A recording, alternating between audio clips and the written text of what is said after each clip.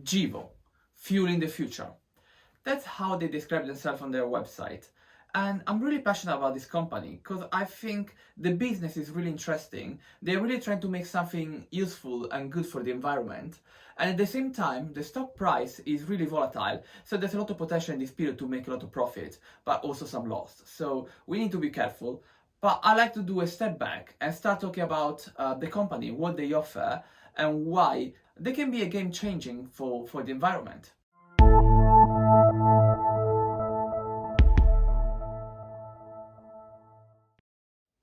So what do they offer? They produce biofuels. Biofuels are plant-based fuels that have been developed to replace the historic fossil fuels, such as the petroleum-based aviation fuel, gasoline, diesel, and others. Of course, biofuels has been around since a long time.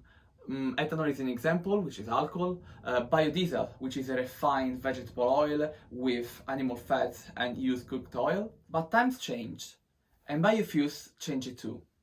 So Gevo is trying to push the boundaries and produce a type of biofuels that is meeting or exceeding the performance and the standards of the petroleum-based fuel. And the very important thing is that every gallon of biofuel that is going to replace a gallon of fossil fuel is going to help reducing the greenhouse gas emissions.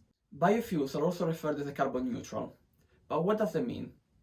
They release less carbon into the atmosphere, but the key point is they don't release fossil carbons.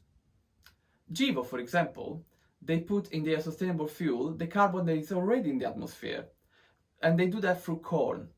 Through the corn, they are able to separate the protein to create food for animals, and that's very clever because it's also a second way to have revenues. And then with the rest, they produce biofuels. For every gallon of fuels that they generate in this way, they expect to generate up to 5 kilograms, which is around 10 pounds, of animal feed and protein. And the value from this co-product is helping to finance the cost of the main product. However, the company goal is to someday create a fuel that is going to stand on its own.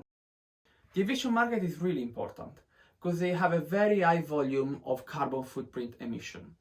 The Gevo low carbon jet fuels can be used in today's aircraft. It is one of the few non-fossil fuel that can be an alternative to the jet fuels and can be available for a commercial use. And it is ready to replace the petroleum-based jet fuel, and it meets and also exceeds the standards ASTM D1655, whatever. I have no idea what that is. I just know it's standards they have to be compliant with. This means that airlines and private aviation can all lower their carbon footprint without needing to develop, commercialize and get approved a new technology. And also, it can work with the current petrol-based fuel delivery system. The release of greenhouse gas in the atmosphere is very dangerous for several different reasons. One is the global warming, and despite what Donald Trump is saying, that's a fact, it's science, and that's happening, and it's very dangerous for our planet. And the second one is for our health, because smog in the air and the particles are really bad for us to breathe and for our lungs. So what they offer with the biofuel is a solution that can be used in everyone's car without the need of doing any adaptation, and no new vehicles need to be purchased. Gevo ran a pilot program showing how to adopt this bio-based renewable fuel. The city of Seattle set a mandate to vehicles to reduce the greenhouse gas emission by 8% year over year to reach a net zero carbon emission by 2030. Because fleet managers were trying to reuse existing vehicles in their fleet without making modification to infrastructure, Gevo was the right choice with their biofuel to be mixed with the petrol-based fuel of the cars. One more thing is that Gevo has optioned the right to purchase up to 230 acres of land near the Lake Preston in South Dakota. And they are currently developing the Net Zero 1 project. This site is attractive because of the abundant sustainable corn supply, high protein feed demand, rail transportation, and renewable energy potential.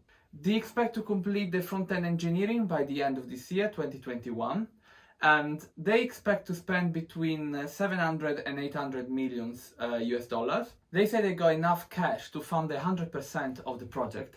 However, they are not excluding to thinking about including some major investors in the future, but that's all on hold, waiting for the front-end engineering to do the initial investigation and having a better estimate of the final cost. One last more important data is that Gevo has an approximately 48 million gallons per year of contracts for a mix jet fuel and renewable gasoline products, representing around 1.5 billion US dollars of revenue across all the contracts.